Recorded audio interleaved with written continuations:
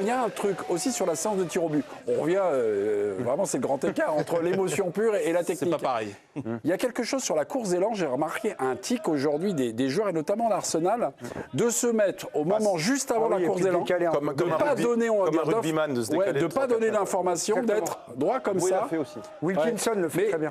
Je ne sais pas si cette nouvelle technique a été bien digérée par tous les tireurs. Notamment le petit là d'Arsenal qui se trompe quand ça va.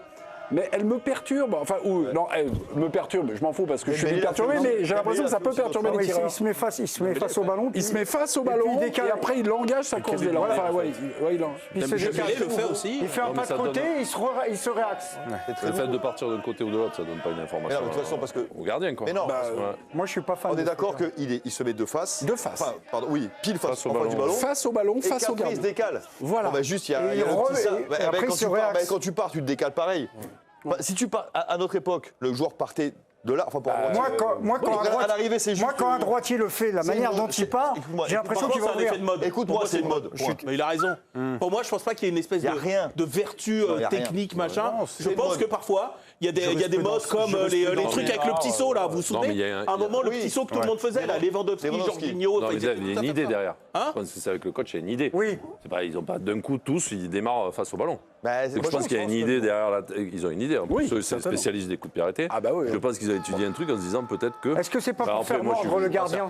Tous les joueurs font ça. Pas là-dessus. Presque tous ça. Les joueurs d'Arsenal sont. Mais les joueurs de Paris aussi le font. Moi, Doué le fait, Dembélé le fait, il n'était pas tireur, mais normalement quand il tire, il le fait. Bon, Neymar le faisait à l'époque. Il y en a plein. À Paris, pas tous. Non, peut-être que Arsenal, j'ai l'impression que tous ont démarré comme ça. Après, peut-être que. Alors, je sais pas, parce que moi, à mon époque, enfin, à notre époque. Gyökeres, il a fait. Tu m'arrêtes si je me trompe, Joe. Non, il va pas vous arrêter. Mais c'était pas comme ça. Enfin, il tirait course d'élan normal, tu vois, décalé du ballon. Course d'élan par rapport à ton. Donc là, tu pars en face et tu te décales. Sauf qu'à notre époque, tu étais déjà décalé. Celui qui a créé ça, c'est Neymar. Oui, mais Neymar qui avait une façon bien à lui. De bien tirer. C'est pas piqué sur les. Mais c'est des pales. En fait, ce ne sont que des pales. Est-ce que ça a été un effet de mode pour s'inspirer d'un bon tireur et c'est devenu après un tic, une habitude? Ou est-ce qu'effectivement, il y a quelque chose derrière, comme dit Jo? Il faut une lucidité pour réaliser ce genre de geste à ce niveau de la compétition. C'est-à-dire qu'en fixant le gardien, tu dois être sûr de ta course d'élan, du nombre de pas, que ton pied d'appui arrive à 50 cm, ou enfin à 10 cm du ballon. Honnêtement, dans un moment comme ça, chargé émotionnellement, c'est une prise de risque pour un garçon qui n'est pas Neymar, qui est un génie de la maîtrise de ses appuis et du ballon.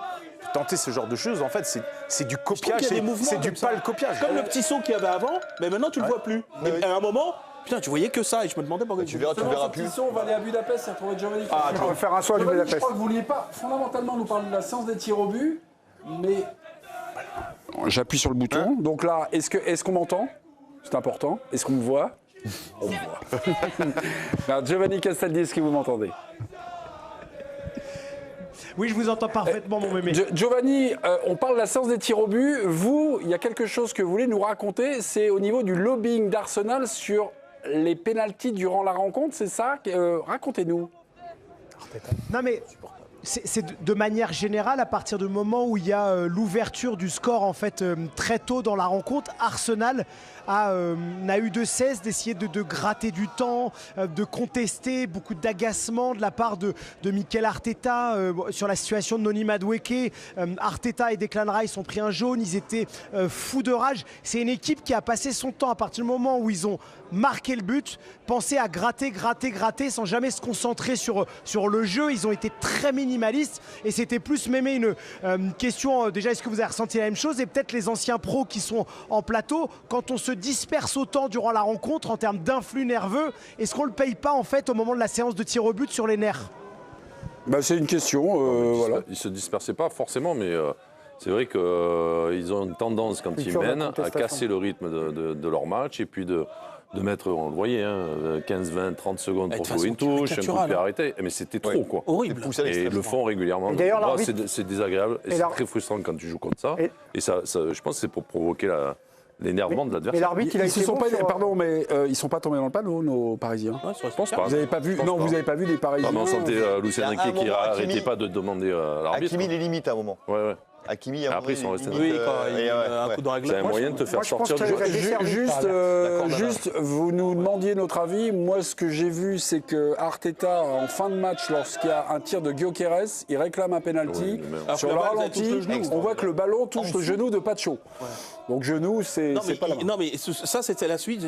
Sur pilote automatique, ils ont une attitude détestable, on peut le dire. Ils ont eu une attitude détestable, indépendamment du fait que ce soit Arsenal, qu'il y avait Paris en face et tout. Indépendamment de ça, je trouve qu'avoir ce genre d'attitude en 2026 où tu sais que de toute façon tout est filmé, la VAR, etc. Aller réclamer, mais comme si t'étais outré par l'erreur, alors que la balle elle touche le genou presque tibia et que tu réclames une main comme si t'étais sûr de toi. C'est le foot. Mais arrête. Et donc parfois le foot. Arrête, t'es puni Arteta ce soir. Voilà. Du coup, il m'a fatigué. Et du coup, quand t'as un truc vraiment litigieux, comme l'action, là tu deviens fou, complètement. Mais c'est que là que tu deviens fou quand il y a rien. Quand il y a une action qui peut faire tourner le match et qu'effectivement, elle tourne pas en ta faveur, là, par contre, tu peux sortir du match. Et moi, je pense que ça les a même desservis dans plusieurs situations. L'arbitre, il n'était pas dupe. Ce soir, je suis copain avec l'arbitre. Et Nabil, le corner à la fin de la mi-temps. Juste par rapport à ça, Nabil, est-ce que Paris est pas passé... Tu sens que Paris est passé dans une autre sphère de la manière dont ils ont été arbitrés ce soir? Moi, je trouve que tu sens que Paris est devenu un grand club. De la manière dont ils se sont fait arbitrer. Voilà, c'est pour moi. Il n'y a pas eu de.